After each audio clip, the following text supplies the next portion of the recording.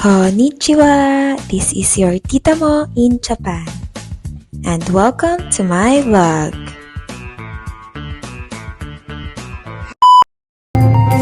April 30, 9 p.m. We're prepping to go to work. May 1, 2024, 12 a.m. ang first day namin. Kinakabahan ako niyan pero go lang. Kami ay in-introduce ng school sa isang courier company para siyang JNT or LBC dyan sa Pinas. Malaking company ito dito sa Japan. Na-assign kami sa sorting section. Yan, hinatid kami ng boss ng consultancy namin papuntang train station.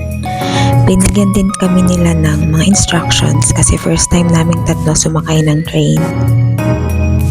And dumating na kami sa station.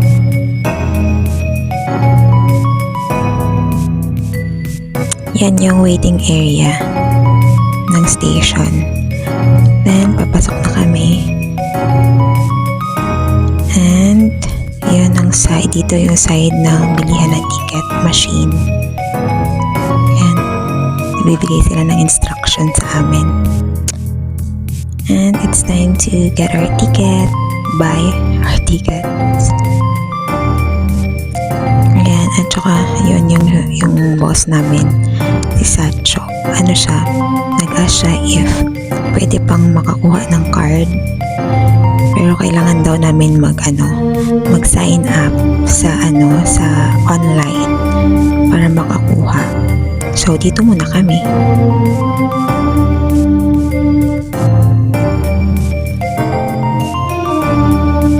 And ayan, pasok na tayo.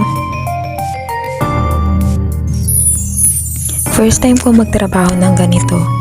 From 12 a.m. to 6 a.m. Then after work, diretso kami school hanggang 12 noon. Yung biyahe ng tren is 25 minutes lang plus 20 minutes na lakad from train station papuntang workplace. Hindi ko na mapapakita yung loob ng workplace namin kasi bawal. Hanggang labas lang tayo guys. Pero mamaya sa huling part ng video na ito, naka-video naman ako saglit doon sa waiting area or pahingahan pagkatapos na yun ng work before kami uuwi. Feeling ko talaga ngayon ang lalaki na ng muscles ko sa braso at legs. Kakabuhat ng parcels, kakalakad at kakabike. Ang dami ko ring pasa sa legs kasi yung mabibigat na parcels, inaalalay ko yung legs ko para mabuhat ko sila. Pero okay lang. Worth it naman lahat dito. At least nasa Japan ako, di ba? Sabi nga nila, mababa yung palitan ng yen. Pero kung i-compare pa rin, yung kikitain dito, mas malaki din naman.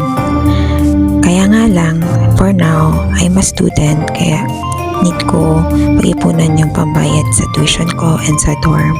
Kasi 2 years ako mag-aaral dito. And after that, change to working visa na. Go, go, go! Yung contract namin dito is 6 months lang. After nun, pahinga ng 3 months bago makabalik. Pero depende na sa amin yun if babalik pa kami. Sa ngayon, ang plano namin is maghahanap kami ng ibang part-time job after ng first contract namin dito. Sana nga makuha rin kaming tatlo sa supermarket kasi doon nagbibigay sila ng working visa. Pero basta, si Lord na bahala sa mga susunod na araw and months. Ayan, dumating na kami. It's time to lakad for 20 minutes to workplace. Yung mga kasama para namin sa paglalakad, mga ibang Pilipina din yan. At saka may ibang Nepal na nakasama namin sa paglalakad. Natatawa lang ako minsan kasi yung gabi sa Pinas, Disney princess ka, halos hindi ka nabubuhat ng mabibigat. Pero dito, laban, kargador. Pero okay lang naman. Kayang-kaya. Kaya for the go. So, ayun na. Ito na yung labas ng workplace namin. Ayan, Nepal yung nasa unahan. Senpai. Nauna sa amin. At ayun guys, malapit na matapos ang video na ito. Kaya, thank you sa panonood. And please like, share, and follow me for more videos. Ayan, ito na yung sinasabi ko na pahingahan, waiting area. And ayun, lumabas na kami. It's 6 a.m. na, 5 a.m.